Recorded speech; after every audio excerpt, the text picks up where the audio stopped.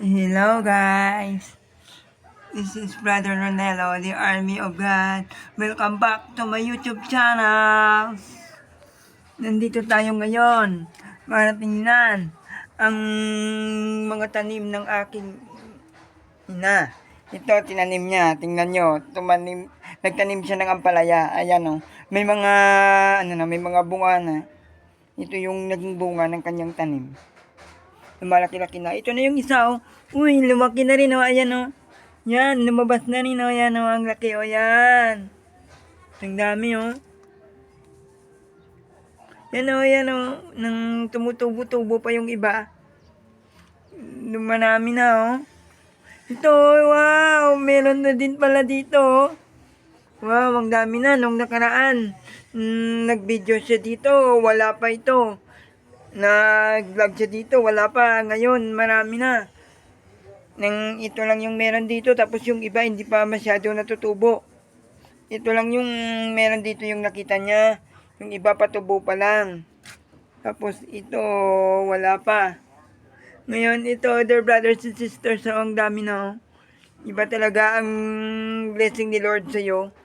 Sabi nga ng nakasulat sa Biblia, seek ye first the kingdom of God and His righteousness, and all these things shall be added unto you. Kaya lahat tayo, kung inuna natin si Lord, marami tayong mga blessing na matatanggap. Ito, may mga blessing na kaming natanggap. Ito, mga blessing ng aking mama. Yung mga tanim niya, dito niya nilalagay yung mga, yung mga pataba sa lupa. Ito, yung nilalagay. Yung nakalagay dito mga kahoy at meron ding iba na pangpataba sa lupa. Hindi nakasama yung hindi nakasama yung tubo yan. Nilagay lang dyan yung tubo. Iwan ko bakit nilagay niya yung tubo dyan. Ito, marami tayong makukuha ang mga gandang nutrients sa ampalaya. Marami daw itong gamot yung ampalaya eh. Ewan ko lang. Ito, ang liit po, ang cute ng ampalaya. Oh. Ang cute.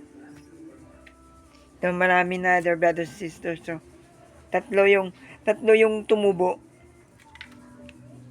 Tingnan natin sa iba pang parte. Wala pa. Ayun oh. Kakatakot. Baka mapunta sa kabilang bahay. At pag napunta sa kabilang bahay, dear brothers and sisters, baka kunin nila. Joke lang. Siyempre hindi. Baka pag napunta sa kabilang bahay,